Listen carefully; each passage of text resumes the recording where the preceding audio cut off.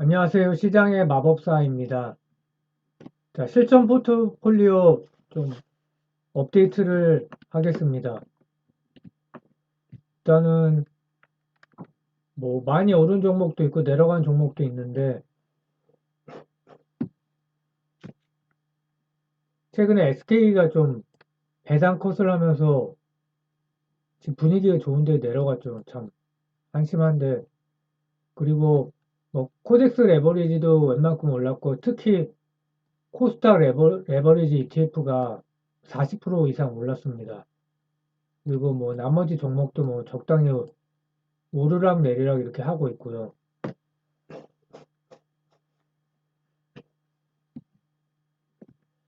지난번보다 환율이 올라가 갖고 오늘 장중에 1,300원을 찍었거든요, 다시. 그렇지만은 큰 흐름은 이미 인플레가 하락하는 분위기이기 때문에 결국은 이제 1,200원을 한번 깨지지 않을까 이렇게 생각을 하고 있고, 그러니까 인플레가 한 번에 이렇게 쭉 내려가고 이러진 않죠. 그래서 이제 그러나 큰 방향은 이제 내려가는 방향일 수밖에 없다 이렇게 생각을 하고 있고, 유가도 약간 올라갔습니다.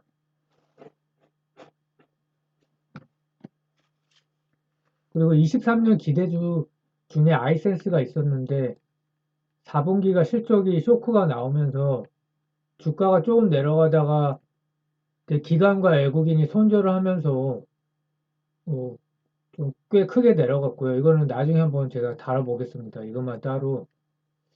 그래서 근데 실적 가이던스도 굉장히 좋지 않아서 밸류로 보면은 좀 하방이 더 열려있지 않나 이렇게 보고 있고요.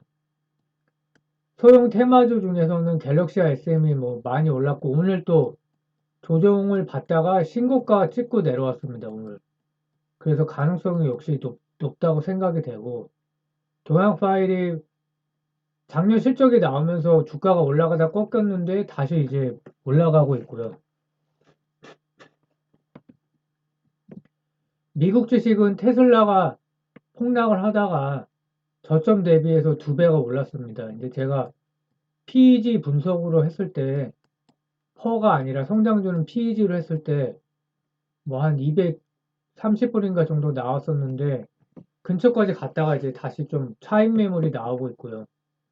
TSMC가 이제 워런 버핏이 거의 전량을 매도해갖고 좀 주가가 밀리고 있고요.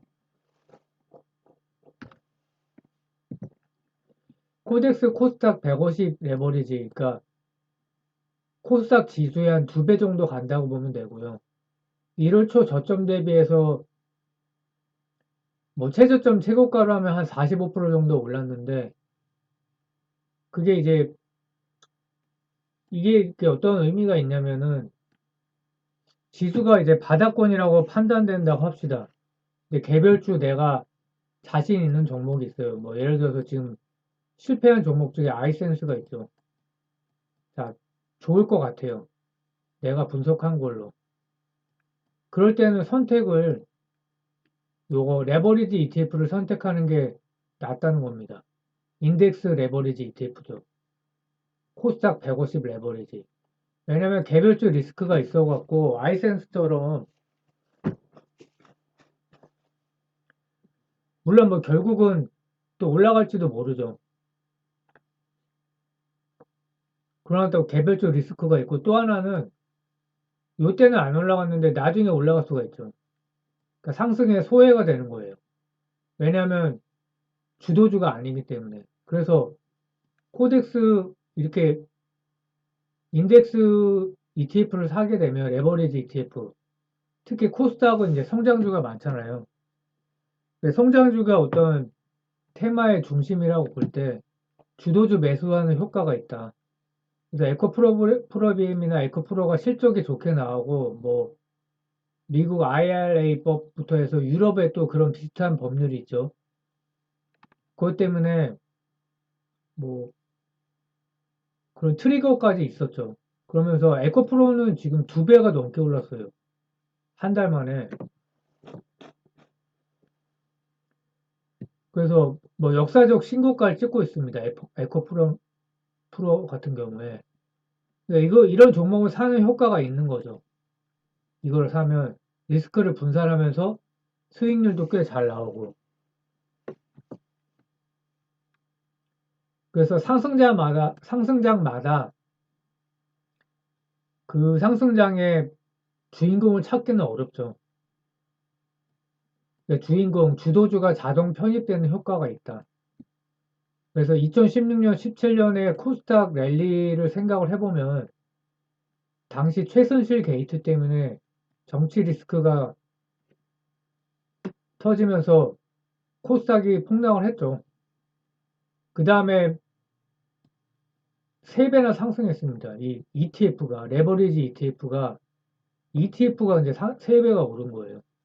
근데 그때 주도주는 바이오였다.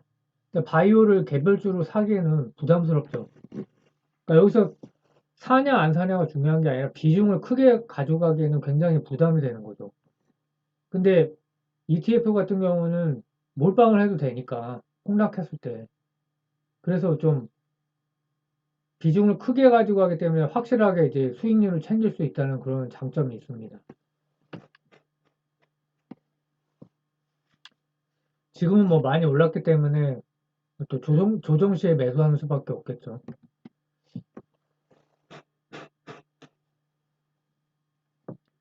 그리고 SK가 배당 컷을 했거든요. 그래서 굉장히 좀, 아, 역시구나. 실망을 했는데, 이게 이제 21년, 20년, 19년인데, 현금 배당 총액이 4,400억, 3,700억, 2,700억인데, 이번에 1,951억. 배당이 21년에 8,000원, 7,000원, 5,000원 그랬는데, 19년 수준으로 확 떨어진 거예요. 이렇게 공시가 났죠. 중간 배당하고 합치면 이렇게 됩니다. 5,000원, 5,050원. 그래서 자사주 소각을 하니까 계산기 두들겨서 배당 컷을 한 거 아닌가. 이렇게 반항을 한 건가. 그래서 야이 시작 이렇게 생각을 했었거든요. 역시 안 되는구나. 한국 기업은.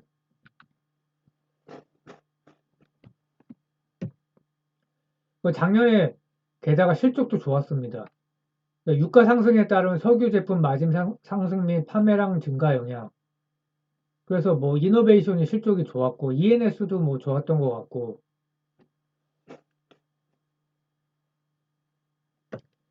영업이익이 66%나 증가했고 매출도 38%나 증가했고 그러니까 당기순이익이 감소하긴 했지만 글쎄요 실적 대박인데 배당 컷을 한다. 그 주가가 또 반응을 했죠. 그래서 이렇게 장이 좋은데 상방은 약하고 하방은 그냥 쭉 빠지니까 짜증이 나고 게다가 또 악재가 정부가 은행하고 통신사에 압박을 넣어서 요금을 내려라. 그래서 52주 신저가를 기록을 했습니다. SK텔레콤이. 또 이노베이션 같은 경우에도 포드에 이제 납품을 하고 있는데 전기 픽업 트럭 F150 라이트닝의 생산이 중단됐다. 배터리가 문제 있는 거 아니냐 그래서 이노베이션이 그저께인가 이제 7%나 급락을 했고요.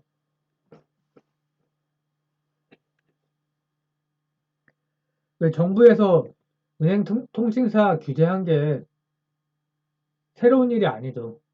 그래서 이걸 정부를 욕할 것인가, 우리 문화를 적인 거로 생각해야 될 것인가, 그런 거를 고민을 해보면 결국 국민 정서 문화가 아닌가. 미국은 주주 보호가 최우선이에요.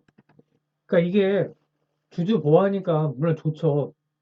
근데 요금 가격 인상을 할 때 미국은 정말 무지막지하게 인상을 하고요.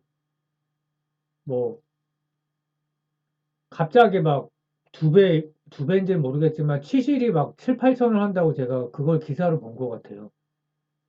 그러니까 무지막지하죠. 뭐 새벽에 막 우버가 막 두세 배 요금을 받고 한국 같으면 또 언론 기사에 나오죠. 그러면 사람들이 와 해갖고 반대하죠. 그러니까 그거를 좋냐 나쁘냐로 얘기할 수는 없는 것 같아요. 그냥 저도 한국 사람이니까 당연히 별로지만 그러니까 국민 정서가 규제하는 거를 찬성을 하니까 결국 이렇게 되는 거 아닌가. 이거를 정부를 꼭 욕할 수만도 없는 것 같고 그러니까 보편적인 국민 정서를 반영한 거다. 정부 정책이나 뭐 정치인들이 이렇게 뭐 인기몰이 발언을 하고 정책을 이렇게 내세울 때 어떤 정책을 만들 때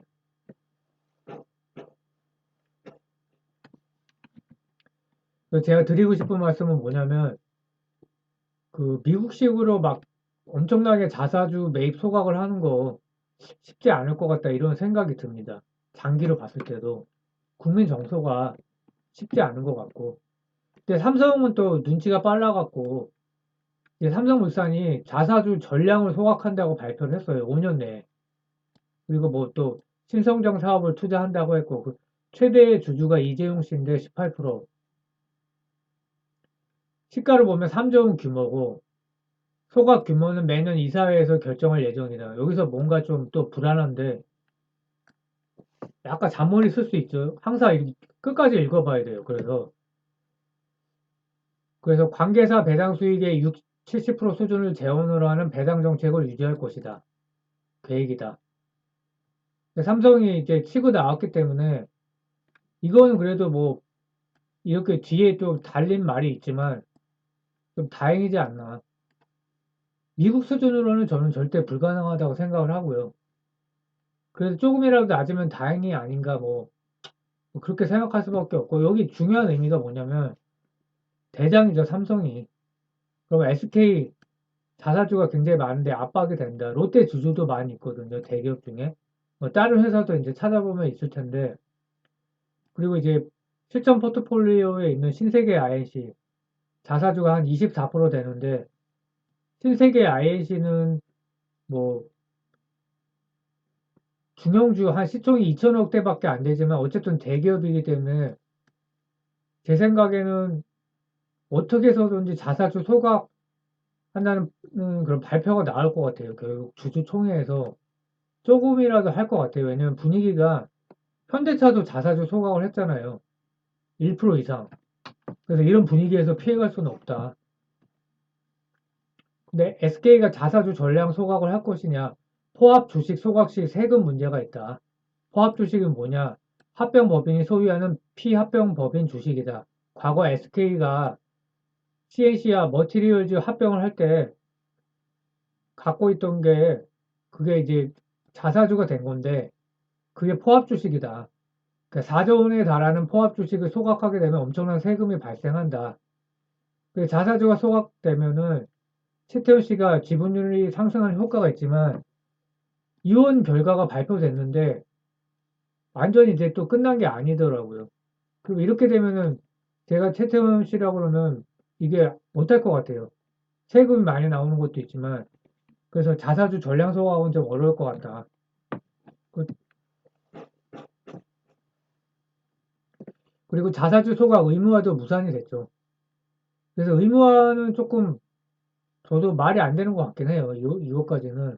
우리나라가 문제가 많으니까 그렇게 하려고 했던 건데 근데 저번에 이제 제가 이게 쓴 내용인데 메타가 시총의 10% 이상 자사주 매입을 발표해서 당시에 이제 29% 주가가 상승했다는 겁니다. TSMC는 버핏이 거의 다 팔았죠. 버크셔가 또 JP모건 블랙록도 월가도 매도했다. 이거는 그냥 뭐 큰 의미는 없는 것 같고 버핏이 한 분기 만에 익절했다. 뭐 조금 이득이 났겠죠. 보유량 86% 처분했다. 최근에 주가 떨어진 게 이거거든요. 이거 잘 가다가 이때 또 막 왜 이렇게 급등했을까요? 뭐 엔비디아나 아니면은 이번에 그 챗 GPT 그것 때문에 그랬나요? 하여튼 근데 의외로 이거하고는 별개로 1월 매출은 견조하다. 12월 대비 4%, 전년 YY 대비 16% 증가했다고 합니다. 그래서 실적 전망과 밸류에이션을 보면 자, 4Q까지 컨센을 비트했는데 컨센 자체가 굉장히 좋지 않아요. 마이너스 13, 마이너스 28, 22, 마이너스 10. 그러니까 반도체 전망이 좋지 않죠. 뭐 삼성전자도 당연히 좋지 않고요. 근데 PER이 그래서 현재가 17인데 뭐 약간 내려가긴 하죠. 근데 이제 기대가 되는 게 13으로 많이 내려갑니다. 24년. 그러니까 삼성전자도 이제 그 반도체 D램도 내년에 좋아질 거라는 얘기가 있죠. 그래서 하반기부터 이제 한국의 수출 증가율이 좋아지면은 무역 수지 적자인데 하반기에 반도체를 기대한다. 그러니까 내년에 좋아지니까 미리 올라간다. 이런 이제 논리가 지금 많이 있는 상황이고 저도 그쪽을 뭐 지지를 하고 있습니다. 그래서 TSMC가 뭐 큰 문제가 있는 건 아니다. 버핏이 아마 뭐 중국 리스크, 중국하고 대만 전쟁 리스크를 생각한 거 아닌가. 장기 보유하기에 신경이 쓰이고 그리고 또 뭐 주가가 많이 오르기는 어렵다고 본 건가요? 뭐 하여튼 시총이 이미 꽤 크기도 하니까 그렇게 뭐 생각이 됩니다. 자, 주말 재미있게 보내시고요. 감사합니다.